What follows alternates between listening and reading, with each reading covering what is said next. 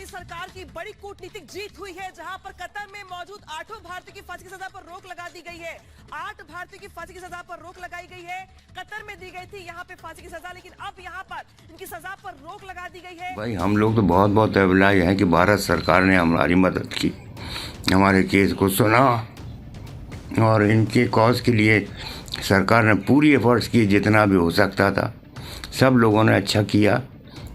और उसके बाद हमें तो ये लग रहा है कि इनकी एफर्ट से ये सज़ा माफ़ हुई, गवर्नमेंट की वजह से ही।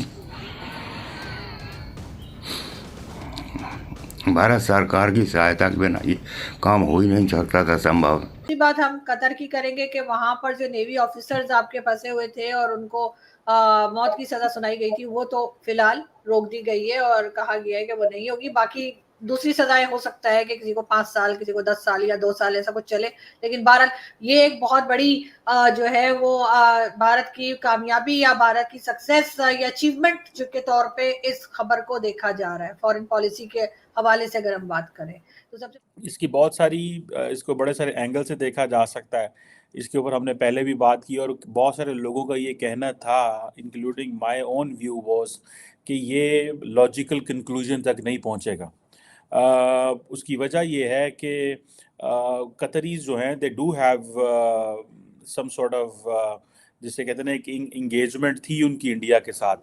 नमस्कार दोस्तों, आप सभी का स्वागत है कर्मा पोस्ट में। कतर में जिन भारतीयों को फांसी की सजा दी गई थी उनके लिए राहत की खबर आ रही है। इस समय जो 8 नेवी के जो वेटरन हैं जिन्हें वहां पर फांसी की सजा सुना दी गई थी, उसको लेकर भारत की तरफ से कूटनीतिक प्रयास किए जा रहे थे। खबर कतर से ये आ रही है कि मौत की सजा पर रोक लगाई गई है, फांसी की सजा को रोककर उसे कैद में बदला गया है।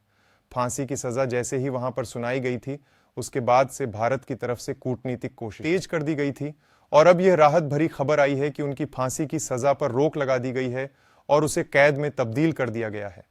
यह भी बताया गया था कि उनकी जो पत्नियां हैं, बच्चे हैं, वह उनसे इन पर्सन यानी आमने सामने मुलाकात भी कर पाएंगे। एक दिन पहले जो सुनवाई हुई थी उसके आधार पर अब यह निर्णय सामने है कि यह जो 8 नेवी के वेटरन हैं उनकी सजा पर रोक लगा दी गई है।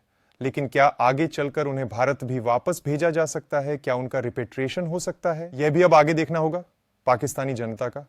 इस मसले पर क्या कहना है, आगे देखते हैं। हमारे चैनल के साथ बने रहने के लिए चैनल को अभी सब्सक्राइब और लाइक कीजिए। धन्यवाद। फिलहाल इस खबर जी हेलो दोस्तों, मैं हूं कमर चीमा। उम्मीद है आप लोग ठीक होंगे।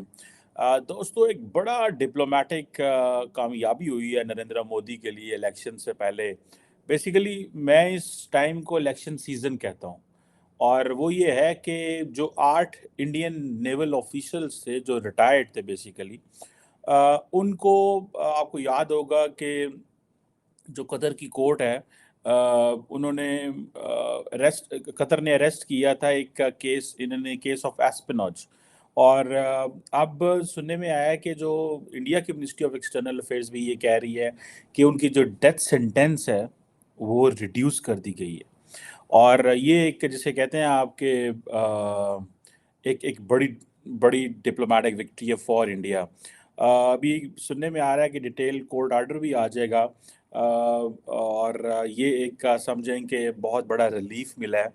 अगर हम सर एक बात और जो हम डिस्कस करने जा रहे थे कतर वाली, उसके बारे में अगर हम बात करें तो यकीनन ये एक बहुत बड़ी अचीवमेंट है आपकी फॉरेन पॉलिसी की। और इस पे आप क्या कहेंगे कि वो जो आपके 8 नेवल ऑफिसर्स जो है कतर में, उनकी सजा जो थी वो बदल दी गई है? देखिए जी, बदल दी गई है, आपने बिल्कुल सही कहा। और सिर्फ 8 की नहीं बदली, बल्कि जो आप अगर देखेंगे कुवैत ने किया कि कतर ने किया? कतर। अच्छा, जो कतर ने जो ये सजा माफ की है वो सिर्फ उनकी नहीं की है, 8 बहुतों की कर दी है। मतलब मैं आपको एक पूरा रिकॉर्ड दे सकता हूं अगर आप इंटरेस्टेड हैं तो। वो ये है कि टोटल 115 लोग थे, ठीक है ना। 115 में से जो 15 लोग थे उनकी डेथ सेंटेंसेस को कम कर दिया गया है, और उसके अलावा मतलब इस तरीके से की गई। तो ये 8 जो हमारे नेवी के थे, ये बहुत बड़ा डिप्लोमेटिक स्टैंड, जो डिप्लोमेटिक विक्ट्री आप कह लीजिए पाकिस्तान इंडिया की है। और ये संभव हुआ है सिर्फ और सिर्फ, मैं तो क्रेडिट दूंगा प्रधानमंत्री मोदी के पर्सनल करिश्मा को। ये मोदी जी का है विक्ट्री। जैसे कहते हैं ना हमारे यहाँ की भाई मोदी है तो मुमकिन है, भैया ये तो वाकई में मुमकिन हो गया भैया। मोदी जी तो हमें लग रहा है कि वो मतलब जो चाहे वो कर दें यार। आजकल की डेट में मेरे पास कुछ पैसे कम है घर बनाने के लिए, मैं सोच रहा हूँ मोदी जी को लिख दूं, वो चाहेंगे तो हो जाएगा।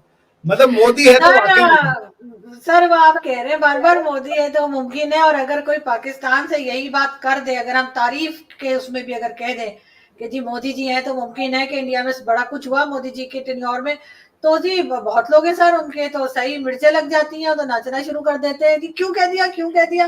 मतलब ये पहले लोग देखे मैंने कि आपके प्राइम मिनिस्टर की पाकिस्तानी तारीफ कर रहे हैं, आपके प्राइम मिनिस्टर की हमेशा जो बुराइयां होती रही पाकिस्तान में उसको छोड़कर पाकिस्तान के लोग जो है प्राइम मिनिस्टर मोदी की तारीफ कर रहे हैं और कह रहे हैं कि जी मोदी है तो मुमकिन है।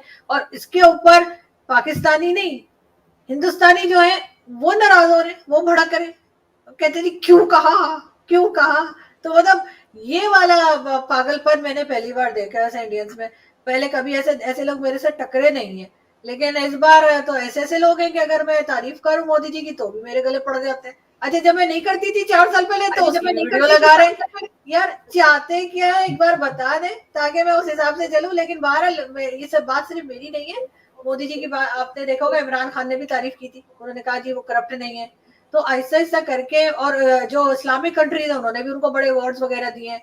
तो हर जगह पे कहीं ना कहीं उन्होंने अपना काम करके कोशिश की और अपने काम से जो है वो आगे बढ़े। मैं भी कोशिश करती हूँ, काम करती हूँ, आगे बढ़ती हूँ। लेकिन मुझे आजकल हिंदुस्तान के लोग जो है वो सबको नहीं कहूंगी लेकिन कुछ लोगों का बिहेवियर बहुत अजीब लगता है कि वो इस बात पे भी भड़क रहे होते हैं। एक आध तो खैर उनमें से कांग्रेसी है तो यकीनन जो जिनका ताल्लुक कांग्रेस से, उन्हें तो यकीनन बुरा लग रहा होगा कि आखिर मोदी जी की तारीफ क्यों हो रही है।